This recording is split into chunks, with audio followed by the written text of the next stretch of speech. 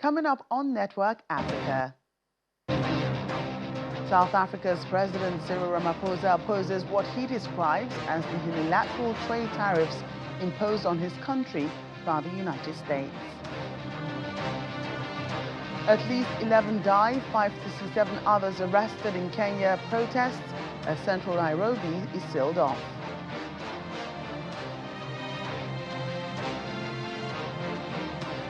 Greece detains 1,200 migrants on the islands of Crete over the past 3 days, following a surge in arrivals from Libya.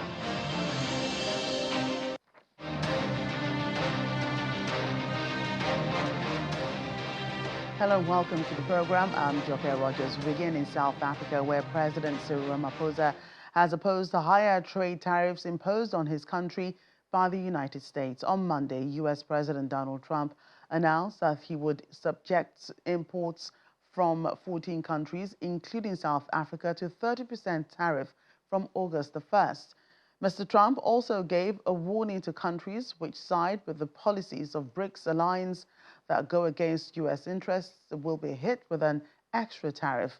In a letter to President Ramaphosa, Mr. Trump describes their trade relationship as far from reciprocal.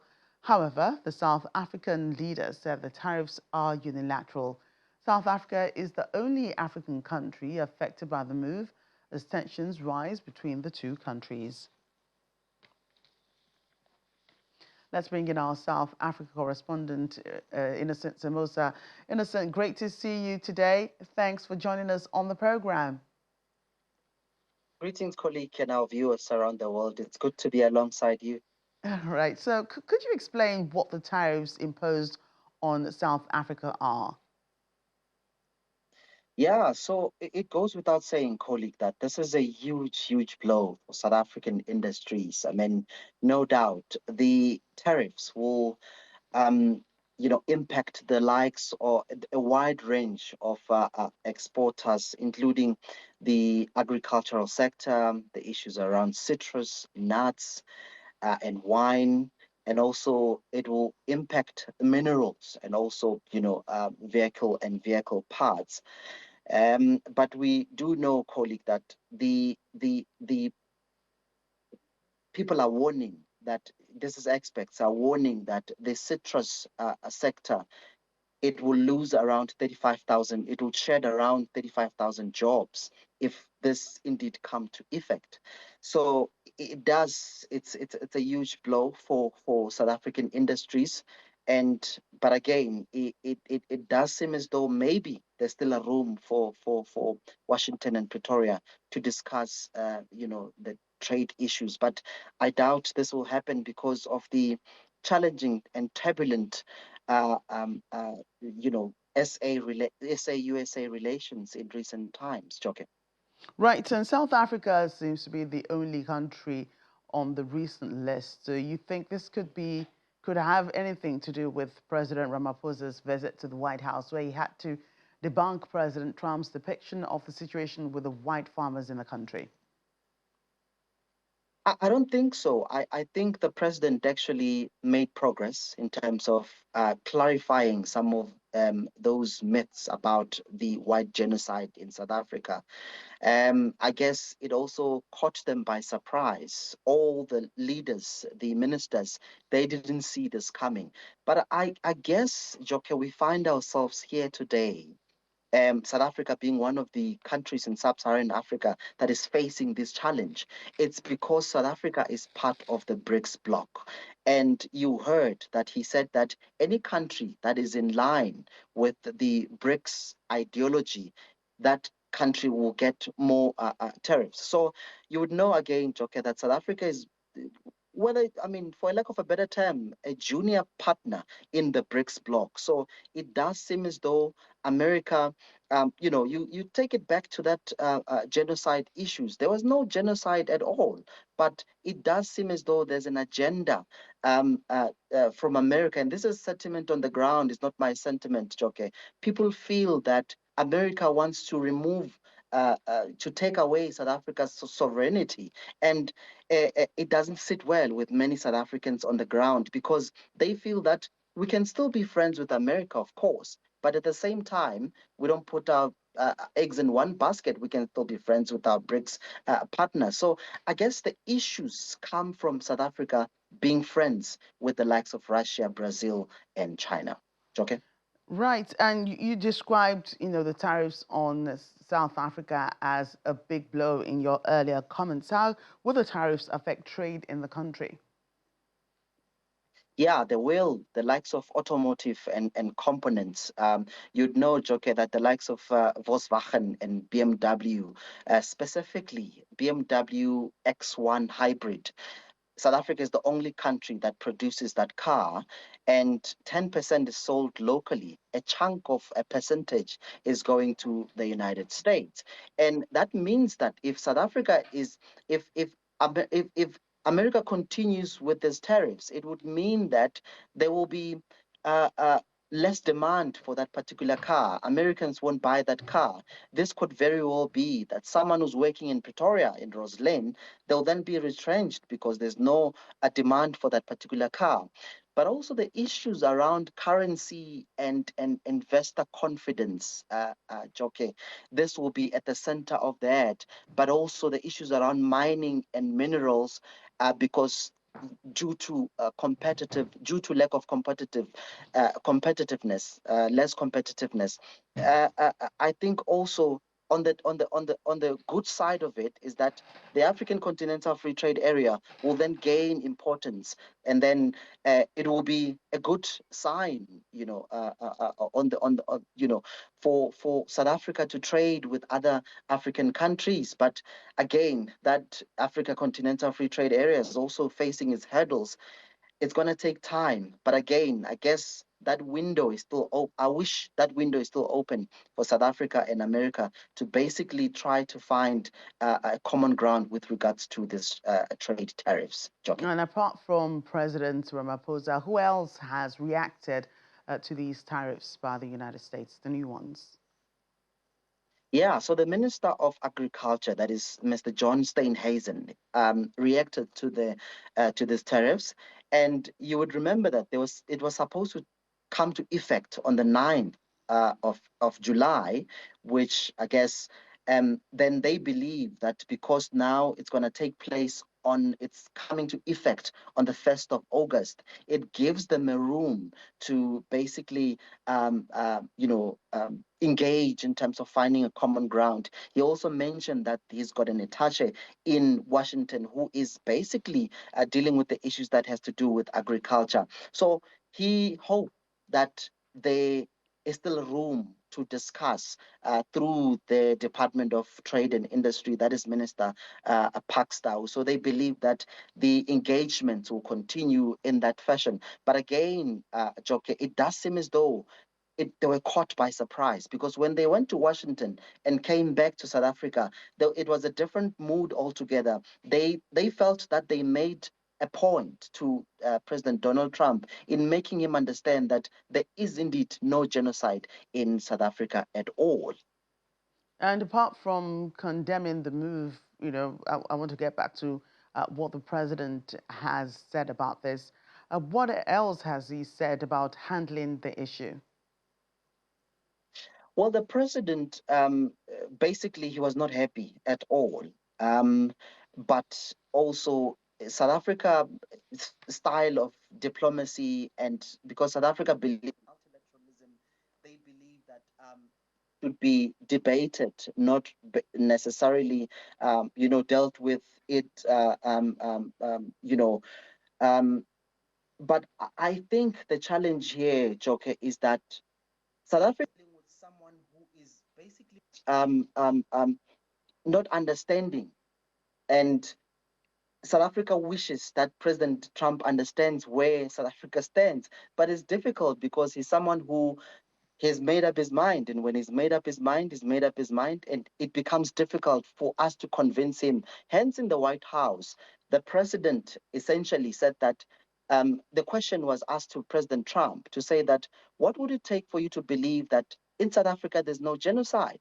And President Ramaphosa said it will take President Trump to listen to South Africans who are living in South Africa, who are saying that there's no genocide. So I guess it's difficult in that fashion, Joke, because we're dealing with someone who, when they've made up their mind, they've made up their mind. So yeah, it's a very challenging times for President Ramaphosa and his presidency moving forward. But again, we wish that they come to a common ground, because America is one of the strongest trading partners of to South Africa. So it's important that they continue in that fashion. Joke.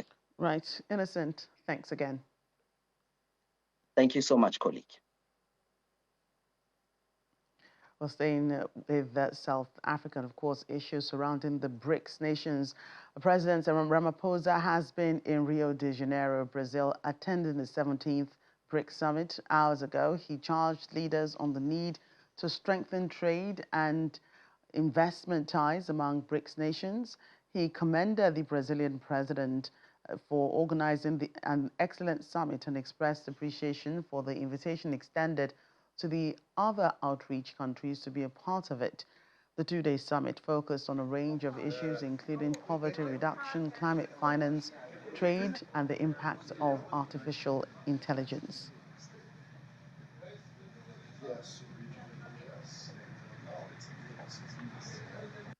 We commend the important work undertaken to review the strategy for BRICS Economic Partnership 2030.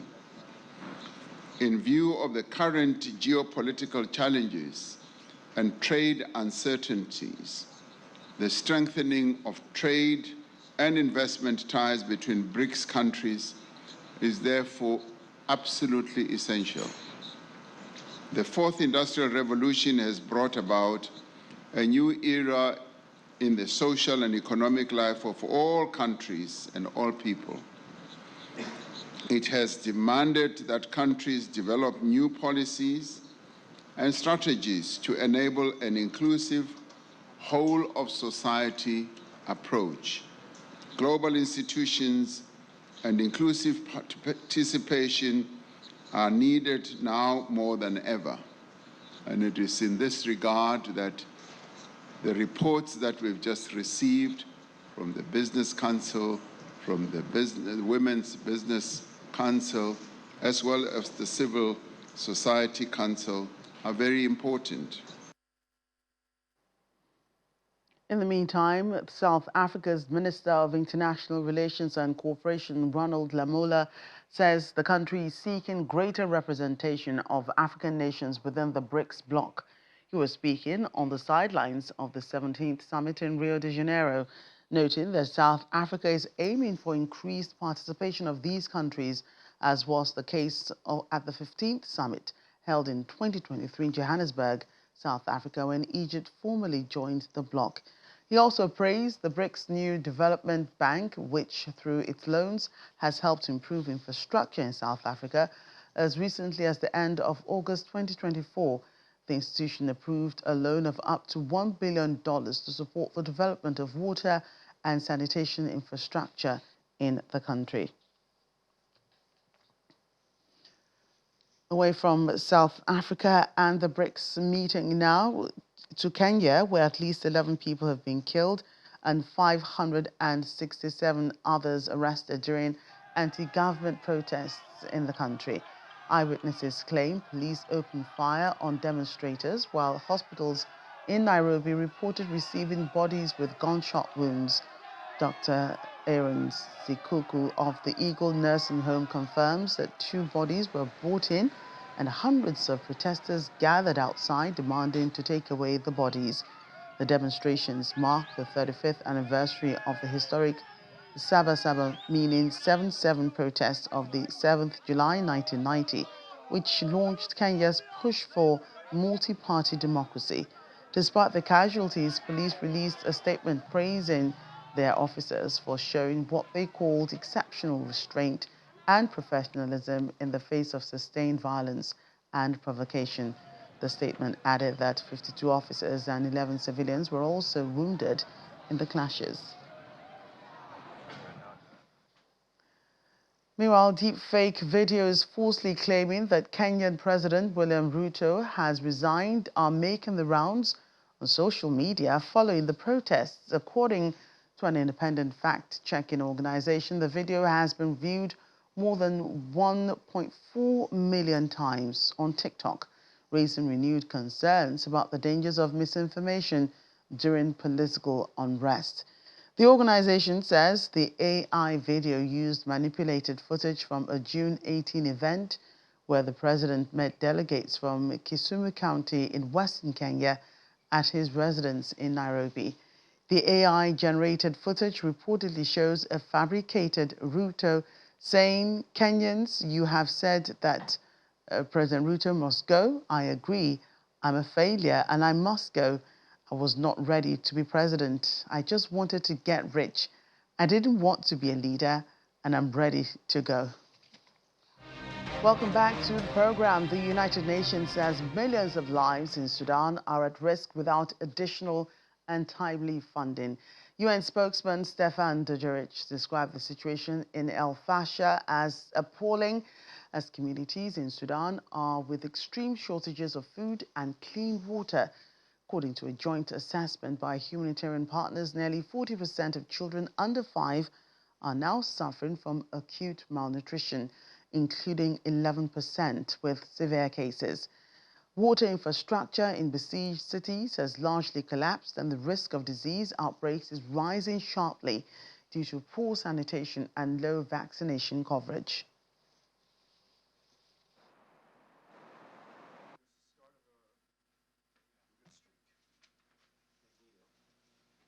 And turning to Sudan and the appalling humanitarian situation that continues in the besieged city of El Fasher. Our humanitarian colleagues are warning that those who remain in El Fasher face extreme shortages of food and clean water. While markets have been repeatedly disrupted, most water infrastructure in the area has either been destroyed or rendered non-functional due to the lack of maintenance or fuel to run the generators. A recent assessment by our humanitarian partners, together with local authorities, found that 38% of children under the age of 5 in El Fasher are suffering from acute malnutrition, including 11% with severe acute malnutrition. The breakdown of water and sanitation services, combined with low vaccination coverage, has sharply increased the risk of disease outbreaks. And as you'll recall, our Undersecretary General for Humanitarian Affairs, Tom Fletcher, has held a series of calls last week on an urgent humanitarian pause for the city of El Fasher. As you well know, North Darfur has been the epicenter of clashes since the onset of Sudan's conflict, now more than 2 years ago. Just in April and May of this year, nearly 500,000 people were displaced from El Fasher town and Zamzam camp, where famine conditions have been confirmed since last August. About 3/4 of the camp's population fled to locations across Tawila, where we and our partners have scaled up much-needed humanitarian assistance. And just to note that since April of 2023, an estimated 780,000 human beings have been displaced from El Fasher town and the nearby Zamzam displacement camp. That's what the International Organization of Migration has said. Elsewhere in Darfur, cholera is on the rise. Last week, our humanitarian partners reported more than 300 suspected cases, including more than 24 deaths in South Darfur state alone. So far this year, more than 32,000 suspected cases have been reported across Sudan by local authorities. Conflict and collapsing infrastructure continue to drive the spread of the disease and impede response efforts. More resources are urgently needed to curb the outbreak. And humanitarian needs continue to far outpace available resources. The 2025 Humanitarian Response Plan, seeking $4.2 billion to help some 21 million of the most vulnerable people across Sudan, is just 21% funded, with $896 million in the banks to date. We once again call on all parties to protect civilians and enable safe and sustained humanitarian access. We also urge donors to step up in their efforts, those who have pledged to turn those pledges into cash, and those who have not pledged to just give us cash directly. Meanwhile, in South Sudan, the World Food Programme has begun airdropping food into parts of Upper Nile State, where conflict has displaced thousands since March. WFP says this move marks its first access in over 4 months to deliver aid to more than 40,000 people in Nasir and Ulang counties, where communities are now at risk of famine. The areas are remote and airdrops are the only viable methods of delivery. Livelihoods have been destroyed, people have been displaced, and now people are at a real risk of famine because of the conflict. These airdrops that we've started over the last couple of days are crucial and critical to push back that risk and bring people back from the brink of famine. The majority are women and children and people with special needs, including the elderly. They have come here with nothing, without food, without shelter. The only things that they have, some of them are a little bundle of clothes that are tied in some clothes that they have. They have nothing else in their possession. Elsewhere now, authorities in Greece say at least 1,200 migrants have arrived at its islands in the last 3 days following a sudden influx from Libya. Multiple boats were intercepted off the southern coast from Saturday through Monday, prompting regional officials to request additional government assistance. Migrants typically make the 350-kilometer journey in unseaworthy boats, often hastily constructed to survive a single voyage. For years, the European Union has been funding, training and equipping the Libyan Coast Guard to prevent smugglers from transporting migrants and refugees to Europe in makeshift boats. However, the Coast Guard has faced repeated accusations of mistreatment of asylum seekers, leading many non-government organizations to denounce the policy. Under international maritime law, people rescued at sea should be disembarked at a safe port, and the UN does not consider Libya a secure area. Let's turn to Egypt now, where a fire has engulfed the main telecom company building in downtown Cairo, injuring at least 14 people and prompting a temporary outage of internet and mobile phone services. 14 people injured were taken to nearby hospitals. One eyewitness told the media that 2 emergency responders suffered burns on their hands. The fire started on the 7th floor of a landmark 10-story Telecom Egypt building in the Ramses area of Cairo. Ambulances and fire trucks were on site as plumes of dark smoke rose in the downtown. Firefighters put up ladders as fire trucks spewed water to contain the blaze, while security officials cordoned off the area. The fire broke out in an equipment room of the Telecom Egypt and led to a temporary disruption of telecom services. The Telecommunications Regulatory Authority said in a statement that services were expected to be restored within hours. Online payment services were also disrupted following the fire.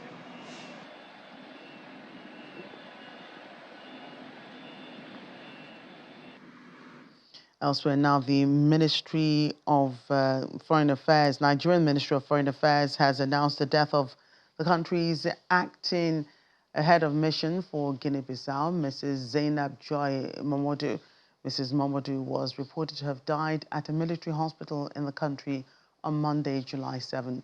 A statement from the ministry says Mrs. Momodu joined the Nigerian Foreign Service in the year 2010 and was a member of the 20th regular course of the Foreign Service Academy. As a hardworking and dedicated career diplomat, she served Nigeria with distinction, commitment, and professionalism in different capacities. It describes her untimely death as a great loss to the ministry, the diplomatic community, and the nation at large.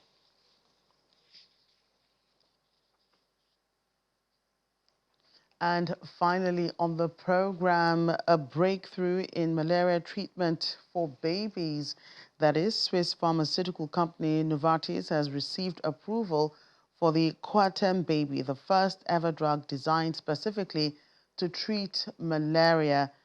in infants under 4.5 kilograms. The medicine, which dissolves in breast milk and has a sweet cherry flavor, was developed with support from Medicines for Malaria Venture, a non-profit focused on eliminating malaria. 8 African nations, including Nigeria, Kenya, Uganda, and Burkina Faso, participated in the assessment and are now expected to approve the drug quickly. Until now, no malaria treatment existed for newborns weighing less than 10 pounds, creating a dangerous treatment gap for thousands of vulnerable infants across the continent. That's Network Africa. Thank you for watching. I'm Joke Rogers.